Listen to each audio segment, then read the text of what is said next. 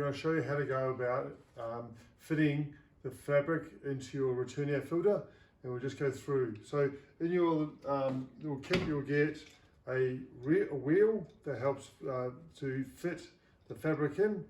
Then the other things you'll need is a flathead screwdriver and a pair of scissors for tidying up the fabric after you finish installing it. So I'm going to show you how to go about installing or placing the fabric in your Return-Air filter. All right, so we've got our Return-Air filter here.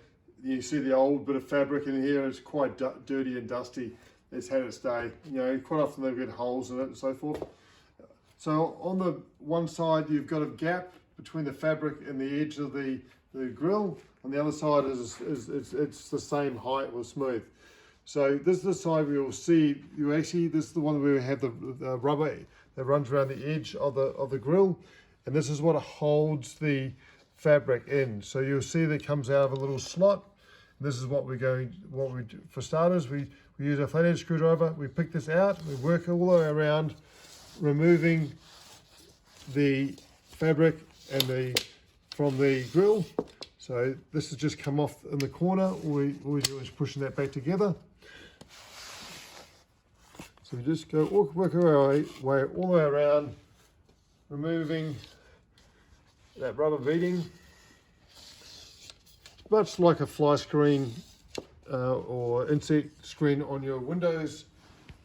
So we're going to take our rubber off the fabric, then we'll go about cleaning all that up and get ready for the next one. All right, so we removed that fabric. You can see it's quite dirty compared to the new one. We've got our rubber that we've now gone through and cleaned up all the old bits and pieces off that. So we'll get rid of the old piece of fabric, and then we have a new piece of fabric that we want to install. So we're laying it down so we've got this edge, the groove that we're going to be putting our rubber into. So we lay a bit of fabric on top, and then we grab our rubber, and I always find a nice edge to start with. Start in a corner, and I roll it in just to get it started, and then we work out, okay, we're going to be having a little bit of tension on our fabric, and then we're rolling our beading all the way around. So I will stretch it out in a couple of little spots, making so that I've got the tension in a couple of spots, and just working our way along. We don't want to over pull the rubber, otherwise you end up with excess, or you can stretch it too much. But we want to make sure that our fabric has got a little bit of tension all the way along it, because otherwise it will sag and it won't look great quickly for you. So just pulling a little bit of tension on it, rolling it in, moving along to the next little bit, and then we turn the corner.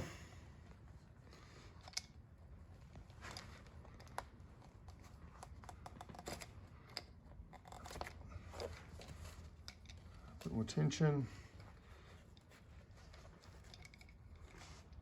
So there's a little groove in the middle of the wheel. We're putting that onto the center of the rubber, and we're just working that along. And then we're keeping our tension onto the fabric. You see as I'm pushing it in, it's creating a bit of tension across the fabric. And we just go along and fill all the gaps in for all the bits we haven't pushed down. So it's all nice and tidy. If you've got any excess pieces, we can just go along afterwards and cut them off, just so it doesn't look too shabby. Working around, making sure it's all in there nice and tight. Nothing's going to come out.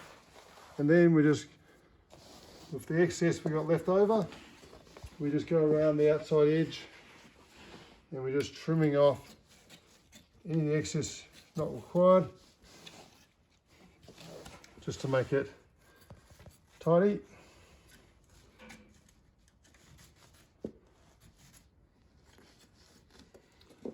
So there we have it. So we've now gone through and replaced our fabric.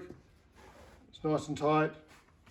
And as a comparison, a hell of a lot cleaner too. So this is what you guys are breathing in. It's important that we clean our filters regularly. You know, you imagine what nasties are in there. It's amazing how much dust your filter does pick up. So it's important that you keep your filter clean as often as possible and ensure the longevity of your system or air conditioner. Thank you for watching this video.